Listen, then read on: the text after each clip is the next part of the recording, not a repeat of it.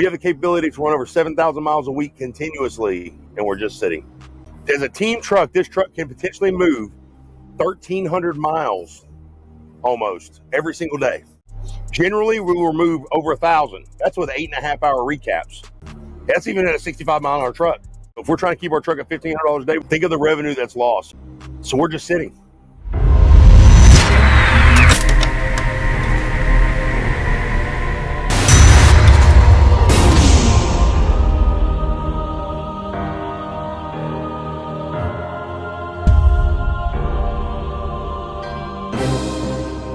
What's up, guys?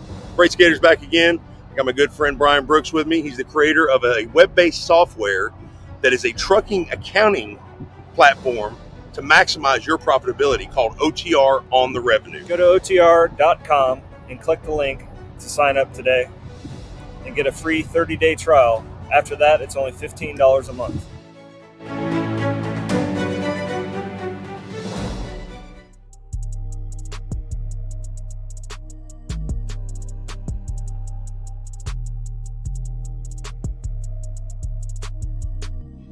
What's up, guys? Freight's back again. It is the 15th of October, and hope you guys enjoyed the live last night with Junior Honduras and Brian Brooks, and we had a guest appearance of Austin Barber, which has been a viewer of ours for a while on the channel. Guys, we are still sitting. We arrived in Springfield yesterday about the same time, roughly around 10 o'clock, and dropped a load for a repower from Idaho, our first load of the week. We didn't run the entire load because it was going down to Georgia for a Tuesday drop, and it paid like $5,700. So as a team truck, that would have put us on that load Thursday, Friday, Saturday, Sunday, Monday, Tuesday, 6 days. Let's just round it up to 5,800. That'll put us on that load for $966 a day, and would have probably ended our week. I mean, seriously, on Tuesday, and it was a Tuesday afternoon drop. It wasn't like you were dropping at like 4 a.m. on Tuesday. Like, it's where you had Tuesday and Wednesday to run. It was a solo run. Yeah, it was basically a solo run, and that's what we're finding is that Prime does not have a lot of team freight right now. So we try to generally keep our truck around $1,500 a day times 7, which is going to ultimately end up to about $10,500 a week as a team truck. So, and that's the benchmark. That's the low end benchmark. Yeah, that's the minimum. So obviously the more the better. You know, we're all out here to get what we can get. But I'm doing this video for 2 reasons. Number one, to show you guys actually what's happening out here. Okay, even with Prime, despite them keeping us moving lately, everything is kind of teetering down. And for the second reason is for the people that are in the comments saying that, you know, Prime gives all the good loads to YouTubers and all that stuff. Guys, we are a team truck with unlimited capabilities, and we're sitting here, not under a load. Any loads that have been offered to us have either been dropping Wednesday or Thursday for like $1,700, $1,800, $2,200. I mean, it's insane, the lack of revenue that's available right now with these loads and the lack of freight. So it seems like there are a lot more solo options than there are team options right now. So the loads pay good. I mean, yeah, the loads rate per mile is fine. The rate per mile is not the issue. Like everybody's, you know, in like last night we had Miss Mother Trucker say she was confronting one of her viewers that view my channel as well. Said I made a claim about making over $3 a mile, and he busted me out, and I was only making 60 cents. There's a lot of loads that are under $2 a mile. But I showed you guys a screenshot yesterday on OTR where since, I don't even know what it was, July or something, we've averaged $273 a mile all in. Like, I mean, I don't know, you know, the rates are there, you know. We called $4, $5, $6 a mile loads before. Right. I mean, there's good paying loads at Prime. Problem is wait time. I mean, if you haul a $5 a mile load and you sit on it for like 5 days and it's only going 100 miles down the road, it doesn't matter if you paid $5 a mile. In the end, you're not making a paycheck. Right. Yeah. So it's you got to safeguard yourself every day. Every day is a new challenge. Like, you can't. The biggest problem too is the communication and knowledge factor. Like, we only have such limited knowledge here at Prime. Like, if you had lineup or dispatch communicating with us and saying, hey, you know, we've got these 18 loads right now. Like, this is what we got right now, and it's ever changing. So if you don't like these 18, call us back in 2 hours and we'll look over the next 18 or the next 10 or whatever it is. But they don't really do that. So when we first got to Springfield yesterday, I went straight into lineup, dropped the paperwork off for the repower load we were dropping, and lineup says, hey, we actually got a load that just came in right behind you. They're probably in the inspection bay. Here's a load going to Florida. And I'm gonna tell you why I didn't take this load. Okay, it was paying almost $2,400 for 1,000 miles. And yes, going into Florida, that's not a great rate. I know that. I understand that. But it did drop Monday. So coming in on Saturday, that put us on that load Saturday, Sunday, and Monday morning. It dropped at 9 a.m. on Monday. That would have put us, with the repower, we were right at 3,900. Okay, is what we're at with the repower.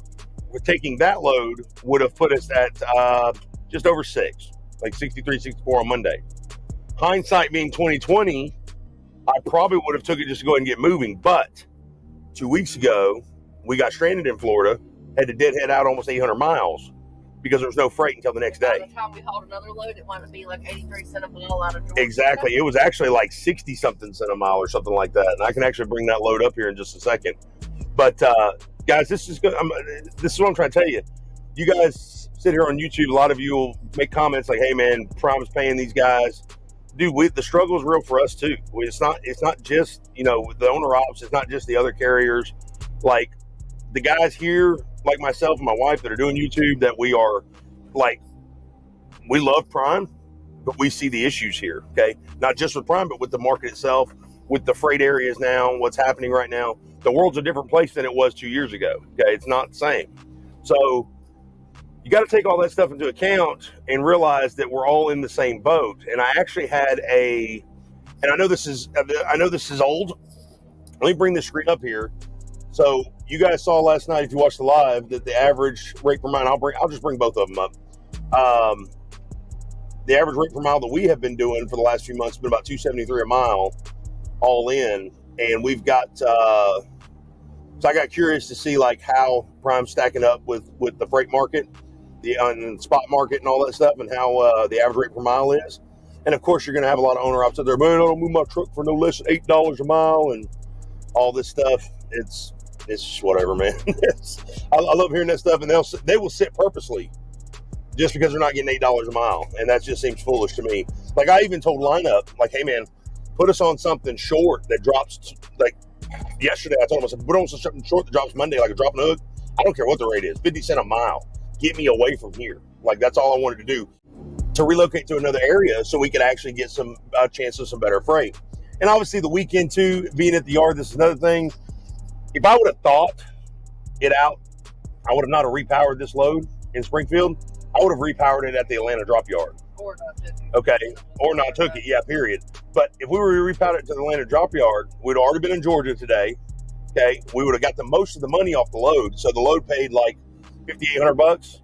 We would have gotten probably 52 of that at least, and been sitting on 52 today instead of sitting on 39 today. So, yesterday. Yeah. So we're still sitting on 39 today. But anyways, so hindsight being 2020, probably would have took the Florida load, or I would have just went ahead and went all the way to Georgia with this load, dropped it in the drop lot.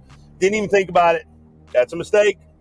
Guys, my best advice to you is do not repower a load to any terminal, okay, on the weekends, ever.